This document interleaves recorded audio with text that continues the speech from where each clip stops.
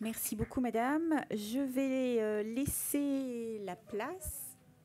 On va avoir une séance de questions.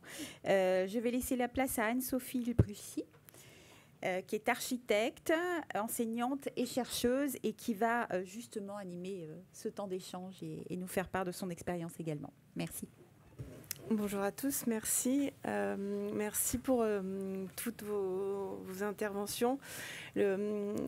Le dernier point de Nathalie sur la notion des 5 sens interpelle quelque chose d'assez prenant, en tout cas dans ma pratique et au quotidien, qu'elle soit en agence ou en école.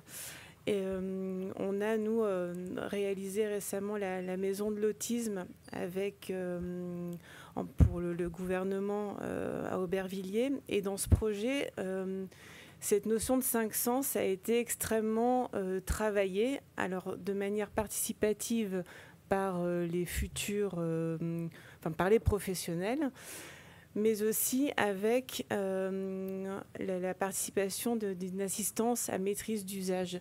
Et sur cette question de la maîtrise d'usage, je voulais reposer la question aux différents intervenants, si dans le cadre de leur pratique en agence, si dans le cadre du travail projet qui est réalisé sur les différents sujets, la part de la recherche et la part de la maîtrise d'usage avait une intervention significative et participative dans l'élaboration du projet.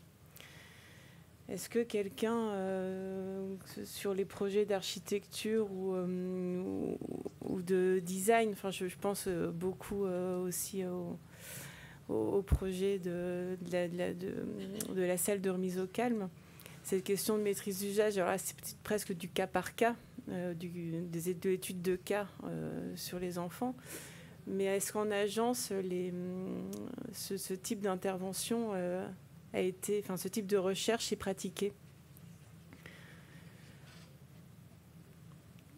Je pense que oui. Je vois. Est-ce que quelqu'un va intervenir à ce sujet?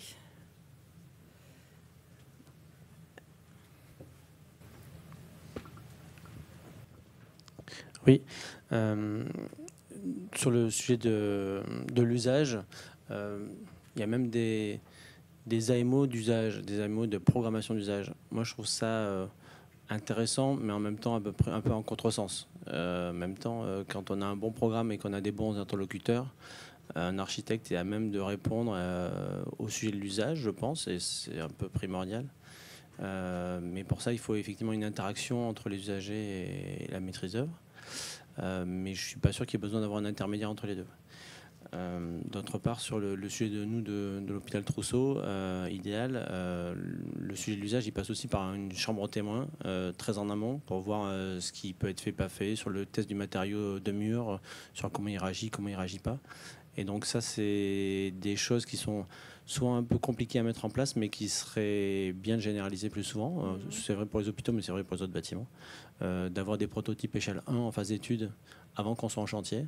Ça permet de questionner plus facilement les choses et de mieux échanger, de être plus performant sur le réel besoin constaté avant d'arriver en plein milieu du chantier où tout doit aller très vite et tout doit être fini.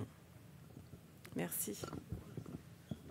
Oui, en effet, ce qu'on a demandé, c'est un peu d'anticipation. On travaille beaucoup sur l'anticipation, surtout chez les personnes avec autisme. Et après, toujours pour compléter, c'est plutôt sur nos projets design qui sont en cours, où là, il y a un véritable partage avec les personnes atteintes d'autisme. Là, forcément, on est obligé et on les travaille sur plusieurs axes avec les Care Labs de manière très appliquée. Okay. Oui, il y a cette notion d'expérience phénoménologique où l'architecture ou le design doit répondre aux besoins futurs du patient, les anticiper. Et est-ce que dans ces optiques-là, moi c'est des questions que je me pose aussi, est-ce que dans la partie recherche, je parle, Il y a déjà des pistes de réflexion ou de travail avec l'intelligence artificielle, justement, en termes d'ergonomie d'espace ou de mobilier, qui puisse accueillir un enfant en crise avec tel ou tel besoin. Est-ce que c'est des éléments qui commencent déjà à être réfléchis? C'était justement une question que j'avais posée lors d'un séminaire du GIS Autisme. Donc, c'est un groupe scientifique international où il y avait eu la présentation d'un outil d'analyse fonctionnelle pour d'autres questions de l'autisme, sur la recherche translationnelle dans l'autisme. Mais on a commencé à se poser des questions d'intelligence artificielle sur la partie de comment nous, on analyse les facteurs de pré-crise et tous les facteurs déclencheurs et comment vraiment on fait cette analyse fine de l'intervention graduée et modulée dans cette crise. On est encore dans une étape très, très, très primordiale et ça doit devenir aussi sexy pour les gens qui font de l'analyse de l'intelligence artificielle et leur proposer d'analyser les comportements des filles. Ce n'est pas toujours quelque chose qui peut aller donner envie. Ce n'est pas très attractif non plus tout le temps. Non, mais ça peut être un travail aussi collaboratif avec la communauté scientifique. Voilà, c'est ça qu'on commence à proposer, à interroger. Ce genre de groupe de travail, en tout cas, peut être assez pertinent pour aller chercher d'autres solutions, parce que forcément, chaque personne a ses sensibilités, son expérience, ses idées. Et je pense qu'on est dans un domaine qui est très complexe. Qui est multifactoriel et qui donc demande forcément... Oui, mais ce qui échapperait, c'est le subjectif. Mais c'est pour ça que la communauté, le travail participatif de chacun est fondamental. Bon. Et il est la base. Ça pourrait y répondre. Oui. Non, mais bien sûr. Non, mais on est d'accord. On sait que malgré tous les outils qu'on amène, même dans la salle, le facteur limitant, c'est le soignant. Bien sûr. C'est vraiment le soignant qui sera toujours primordial. Bien sûr. Et justement, par rapport aux soignants ou aux équipes de professionnels, j'ai travaillé sur des projets où le programme avait été élaboré sous forme d'ateliers participatifs et qu'en fait le recueil des besoins des professionnels, donc des accueillants, était la base du programme architectural, entre guillemets. Est-ce que ça, c'est des pistes de réflexion qui... Oui, c'est ce qu'on a utilisé quand on a fait notre projet, puisque les soignantes... donc indiquer aussi leur demande. Après, on a pu s'ajuster par rapport à ce qu'elles souhaitaient. C'est pour ça que j'en parle, parce que votre démarche, elle est très intéressante. C'était ça, c'était vraiment l'aller-retour entre ce que voulait la soignante, la demande de l'enfant aussi. Moi, je voulais que l'enfant soit au cœur de ce projet. Bien sûr. Au même titre, de sa propre expérience qu'il en a. Et justement, ce système, c'est presque recherche programmatique, entre guillemets, qui est issue en tout cas de la collecte des besoins des patients, c'est là où je pense que c'est peut-être un sujet, une piste d'élargissement du travail des assistants à maîtrise d'usage dans le cadre des projets d'architecture de plus grande échelle, qui peut être peut-être un élément, en tout cas, de complément au programme. Parce qu'effectivement, l'architecte comprend un programme, l'interprète propose sa vision, mais l'intérêt d'aller chercher, en tout cas, les tiers, en fait, remet en question le propre travail. Et des expériences que moi j'ai pu avoir, c'est pas des moments très évidents en tant qu'architecte, parce qu'on est tout le temps mis en équilibre ou en balance ou en discussion. Mais l'avantage de ce genre de démarche permet en tout cas, in fine, d'avoir un bâtiment qui est que tout le monde s'approprie. Et c'est vrai que je pense que ça peut être des éléments, enfin des pistes de recherche, en tout cas dans le développement de projets.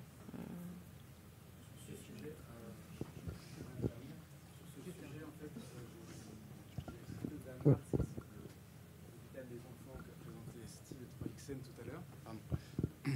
Et quelque chose qui m'a vraiment marqué, donc il y avait la personne de 3XN qui nous a visité le bâtiment, mais il y avait aussi la personne représentant la maîtrise d'ouvrage qui nous a expliqué quand ils avaient fait le programme du concours.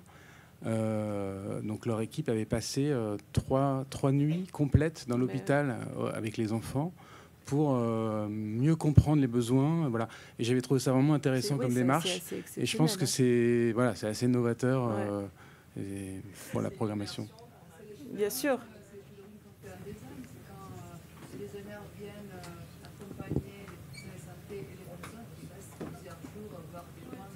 Bien sûr.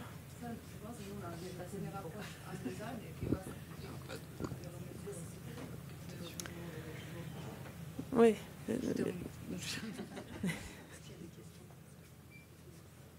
Est-ce qu'il y a d'autres questions? Il faut absolument que les équipes soient conjointes autrement. Bien sûr.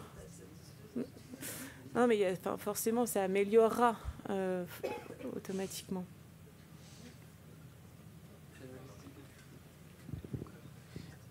Juste pour compléter mon propos tout à l'heure, je néglige pas du tout le sujet de l'usage. Hein. Non, mais bien sûr, j'ai bien compris. Mais par contre, c'est en même temps une vraie mission en soi pour les maîtrises d'œuvre d'avoir ce temps de travail à faire pour accompagner l'utilisateur de façon réelle et de façon poussée. C'est pas quelque chose qui fait partie de ce qu'on appelle la mission de base. Et pourtant, c'est une mission qui est vraiment importante. Mais aujourd'hui, elle n'est pas, matérialisée, elle n'est pas valorisée. Donc, c'est sous forme de volontariat et bénévolat que ça se passe. Mais en vrai, si on veut l'accompagner comme c'est fait au Danemark, c'est qu'en fait, et c'est ça ma question qui va vers nos amis danois, c'est quoi les missions qu'ils ont, c'est quoi les budgets de travaux qu'ils ont, parce qu'on montre des très belles choses, mais en fait, il faut dire les vrais prix, les vraies choses. Comment on arrive à ça en fait? Parce que je pense que tout le monde veut arriver à ça. Donc en fait, c'est quoi les budgets, c'est quoi les missions qui sont confiées?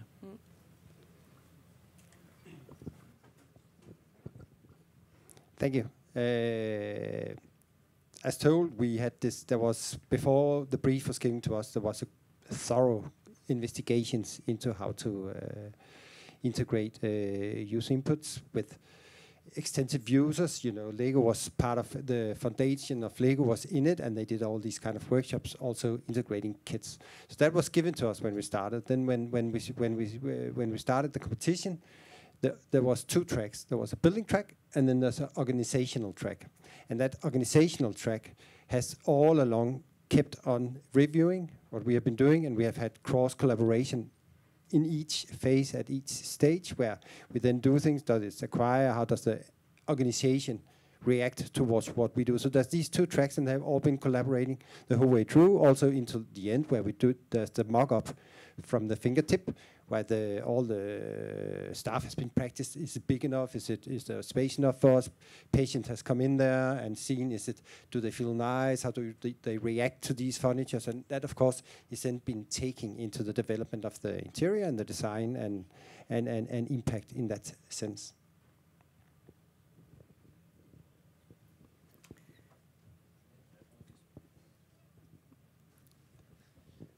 Maybe can you add, maybe if I didn't get it, can you just add the financial part of the architect job, okay? Because in France, the value of the architect work is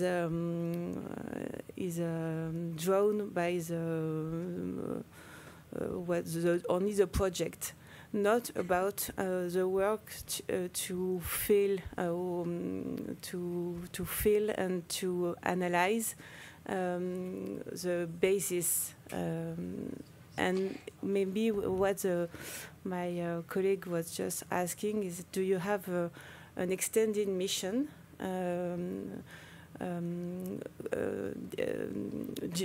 just for this part, for the analysis part?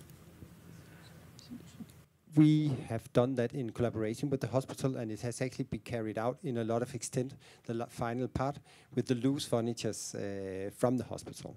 So that means also that there's now I said there's an organizational path, there's a building path, but there's also a user path. Okay. And that user path is the one who has then been taking and together with us collaborated, but executed on those inputs from the users in the end. And of course it has gone together with what we are doing, and it also goes into the fixed furnitures which we are doing. So it is and in terms of fees, it's included in the fee, but I mean there's a fee in the beginning like we negotiated back in 2016, but a lot of things had happened, so a lot of things is when there's work now, it's renegotiated all the time.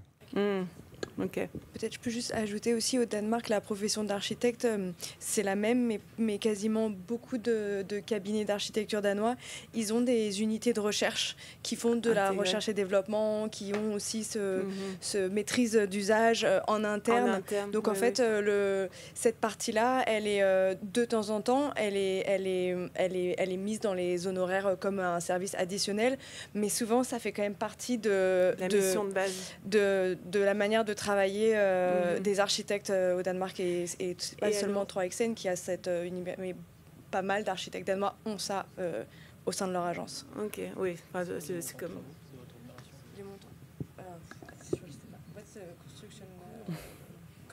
Ça nous pose toujours les mêmes questions des missions d'architectes. En France, on a vraiment tendance à cloisonner chaque partie. Et c'est comme, je pense qu'ils doivent avoir aussi une partie ingénierie. 800. En plus, il n'y a pas de micro. Juste sur cette question de l'usage, il faut bien mettre la question de l'usage en amont. Bien sûr, oui. C'est la première question qui est posée. Attends, Laurent, j'arrive. Il y a besoin d'un architecte pour mettre en forme ces usages.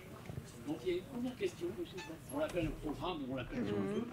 Mais qui est un élément essentiel. Alors, quelles que soient les échelles, aujourd'hui, on s'est intéressé à des petites échelles. C'est super intéressant parce qu'on est rentré dans le fond. Ensuite, il y a la grande échelle. Et sur cette question des usages aussi, il n'y a pas qu'un usage.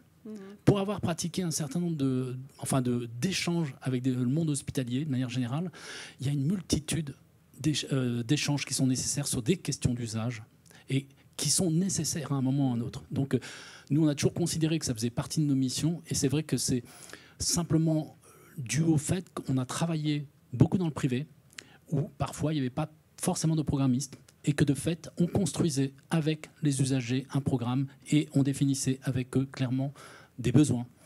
Ensuite, il y a en effet le projet qui surgit, et avec le projet, il y a un dialogue qui se met en place, parce que c'est la base d'un échange avec un maître d'ouvrage et avec des usagers, quels que soient les niveaux d'usagers. Et sur un hôpital, vous l'avez rappelé, il y a énormément de questions qui sont des questions transversales, qui sont des questions de soins, et qui sont nécessaires d'être débattues. Ensuite, suivant les hôpitaux, suivant les personnes, la mobilisation des gens, le niveau de dialogue n'est pas forcément le même. Mais comme vous le rappeliez, un projet n'est abouti que lorsque les usagers le sont appropriés. Donc, on a tous intérêt, les uns et les autres, non seulement pour mobiliser les équipes, mais l'architecte aussi, pour aboutir son travail, à ouvrir ce dialogue avec les usagers. Donc, je pense qu'une maîtrise d'usage peut être un frein, ou en tous les cas représenter un obstacle à cet échange entre un maître d'œuvre et les usagers. Et je pense que la question, nous, en interne, on l'a résolue parce qu'on a la chance d'avoir une grosse structure et qu'on a un atelier santé qui réfléchit et, en tous les cas, informe et anime et fait passer des connaissances, tout simplement, auprès des différents architectes qui travaillent à l'agence. Il y a de la recherche aussi, mais c'est ce travail en interne, on est en capacité à le faire. C'est vrai qu'on ne peut pas le faire à toutes les échelles, mais nous, on a la chance d'avoir une structure suffisamment grosse pour assumer cette recherche en interne et en tous les cas ce transfert de savoir en interne sur les différents sujets sur lesquels on travaille, parce que c'est multiple, mais je pense que c'est nécessaire, strictement nécessaire. C'est effectivement l'idéal, et dans votre pratique certaine, et c'est vraiment l'idéal d'avoir la maîtrise d'usage intégrée à l'architecte, au cabinet d'architecture. Après, la question se pose de manière, parce que nous sommes dans un cas précis, avec vous avez la capacité d'avoir cette structure en interne, et dans les grosses agences aussi, c'est pas le cas pour tous les projets ni pour toutes les agences, Et comme on a en France ce systématisme de cloisonnement aussi, c'est une question qui s'ouvre aussi pour nos maîtres d'ouvrage, qui est une question ouverte. Et qui était oui, mais si on reste basique, elle est contractuelle dans bien des cas, elle est négociée avec un maître d'ouvrage. Elle est discutée avec un maître d'ouvrage. Enfin, je suis très basique et un peu terre à terre, mais cet échange, il naît aussi au moment où on contracte avec un maître d'ouvrage et on peut lui dire est-ce que vous souhaitez un accompagnement, etc. On en discute toujours. Et ils savent, en tous les cas, dans le milieu hospitalier, ils savent qu'il est dans leur intérêt d'ouvrir cet échange justement entre les maîtres d'œuvre et les usagers. Merci. Ce sera le mot de la fin.